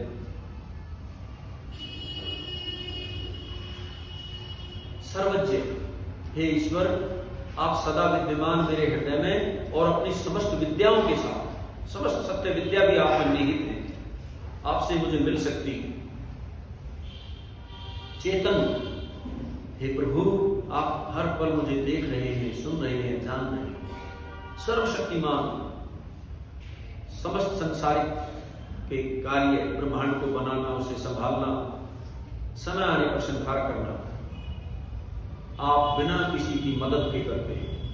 सर्वशक्तिमान, बड़े बड़े लोकांत आपके सारे मात्र से गतिमान हैं। कोई भी अपराध करके आपके सामने आंखें नहीं दिखा सकता। सर्वव्यापक, आप मेरे अंदर, बाहर, ऊपर, नीचे, दाएं बाएं, आगे पीछे सर्वत्र व्यापक हैं। मेरे आत्मा के भी आप आत्मा हैं, अंतर्यामी हैं, अंदर की जानने वाले।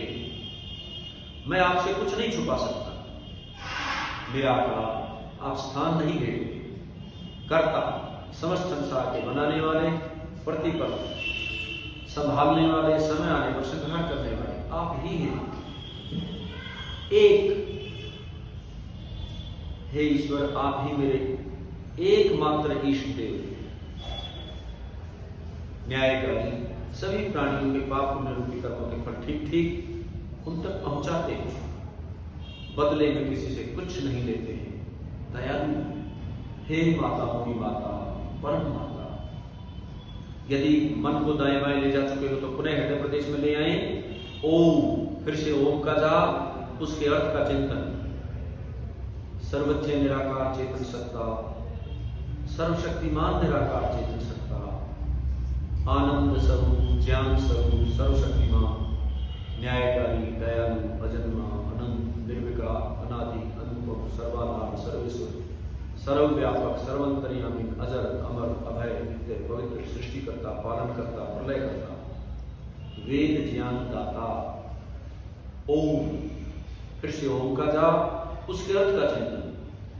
जैसे लोहे का गोला कुछ काल अग्नि में रहकर अग्नि रूप होने लगता है, लोहे में अग्नि के गुण प्रवेश करने लगते हैं, ऐसे ही आत्मा में परमात्मा के गुणों को समाहित कीजिए, सोखिए। निरंतर ओम का जाप, उसके अर्थ का चिंतन और उसकी भावना करते चले जाएं, करते चले जाएं। यही वो अवस्था है जिसे पाने के लिए योगी लोग लालायित रहते हैं। निरंतर ओम का जाप, उसके अर्थ का चिंतन और उसी की भावना। ईश्वर जैसा है उसे वैसा ही समझना भावना कहलाती है।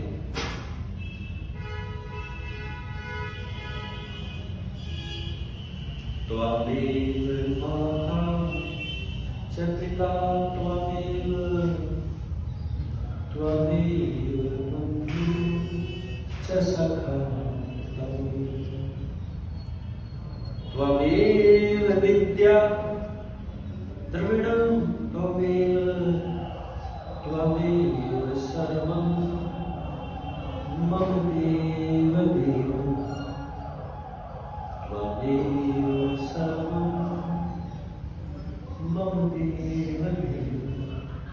आप ही मेरे माता, आप ही मेरे पिता, आप ही मेरे बंधु, आप ही मेरे सखा, आप ही मेरी विद्या, आप ही मेरा धन, आप ही मेरे सब कुछ, आप ही मेरे सब कुछ।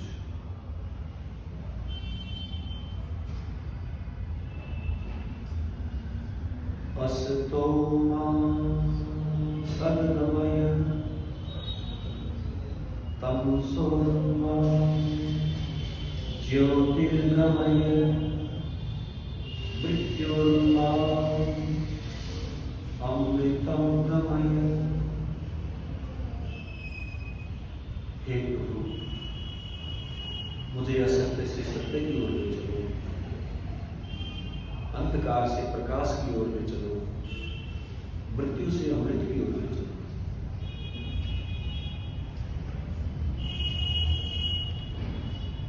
मेरे साथ मध्यम ध्वनि में, मीठी ध्वनि में, आपके पास बैठे व्यक्ति को भी आपकी ध्वनि सुनाई ना देने, ऐसी ध्वनि में गायत्री मंत्र मेरे सुर में सुर मिला के बोलने का प्रयास करेंगे। ओम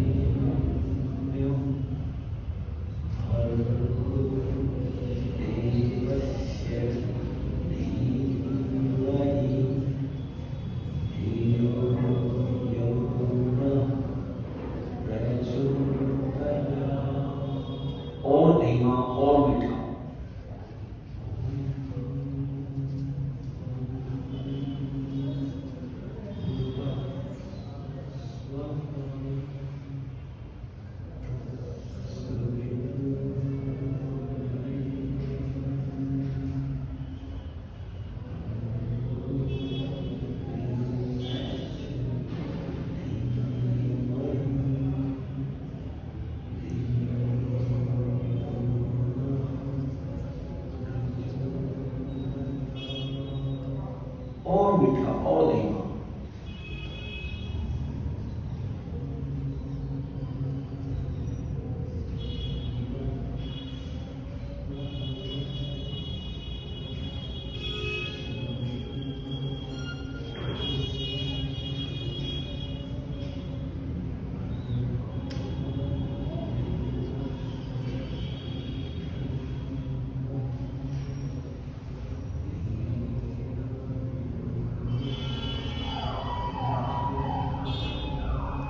मन ही मन, होठ भी नहीं हिलेंगे, मन ही मन।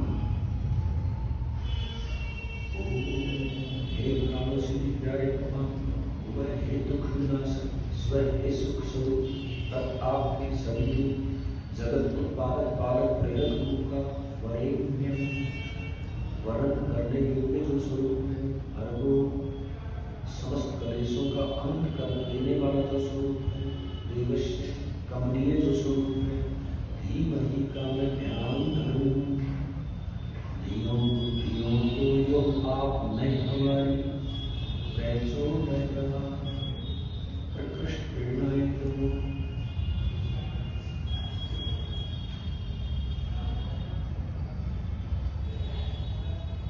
मध्यम ध्वनि में कैसे गायन करोगे?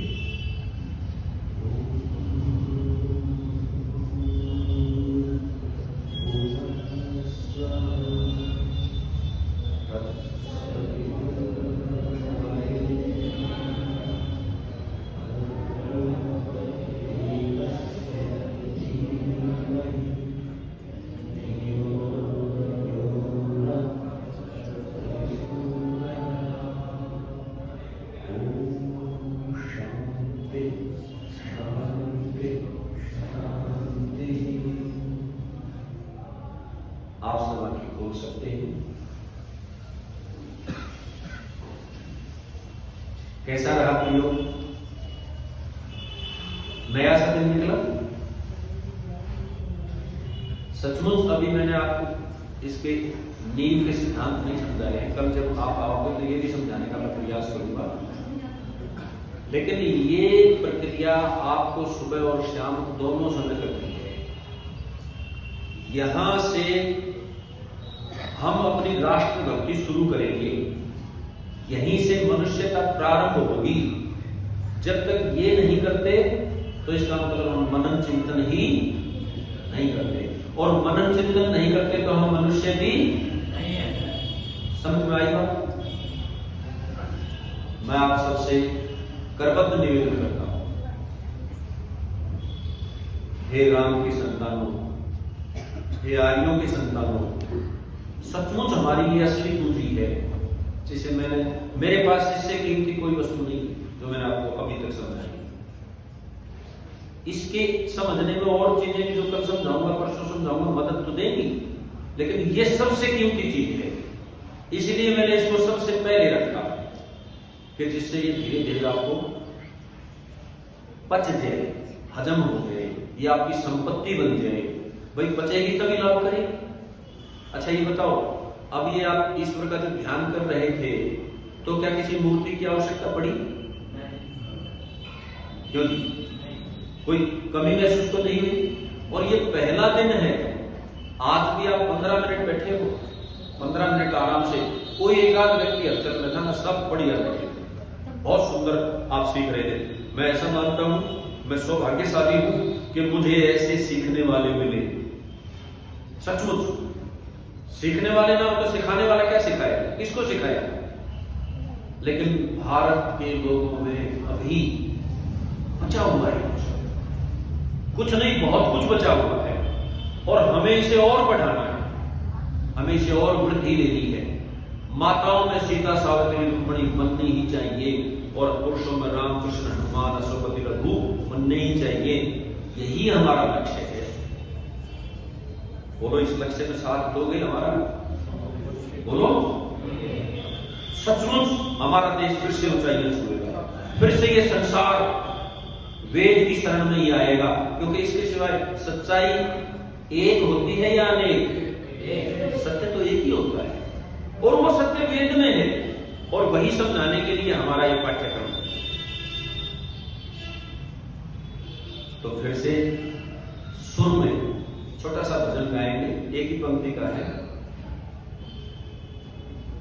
हम बसाना चाहते हैं स्वर्ग धरती पर, हम बसाना चाहते हैं स्वर्ग धरती पर, हम बसाना चाहते हैं स्वर्ग धरती पर, हम बसाना चाहते हैं स्वर्ग धरती पर, इसीलिए हम वेद का प्रचार करते हैं, इसीलिए हम वेद का प्रचार करते हैं।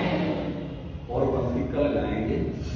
आज आपने बहुत ध्यान से सुना है, इसको जरूर दोहराना और घर पे जाके आज भी, ये तो प्रशिक्षण सत्र था, ये मत मानना कि आज के ये काम हो गया।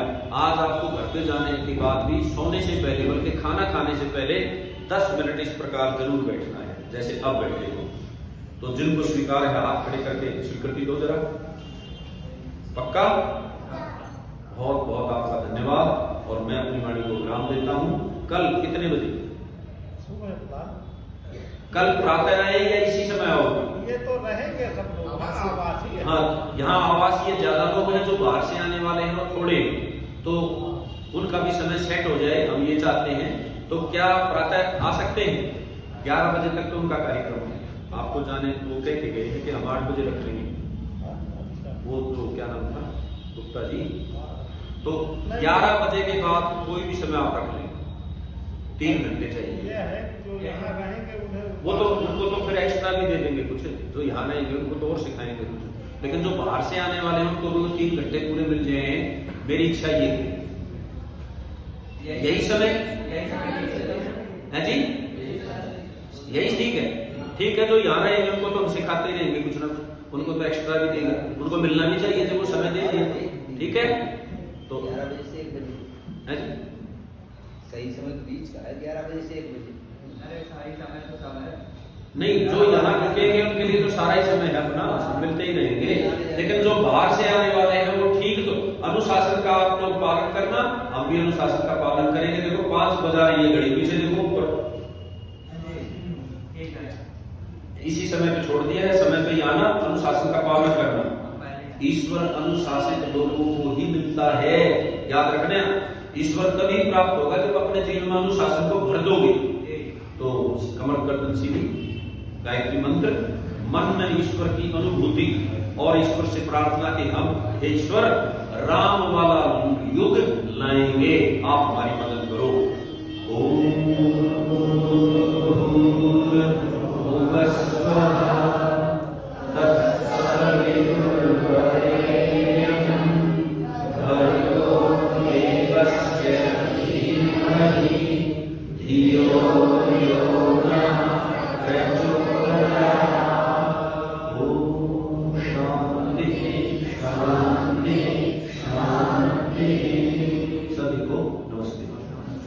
चाय तैयार है, सब लोग चाय पी लें।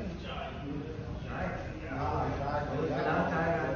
हाँ, जिनकी इच्छा है पी ले, और जिनकी नहीं इच्छा है प्रस्थान।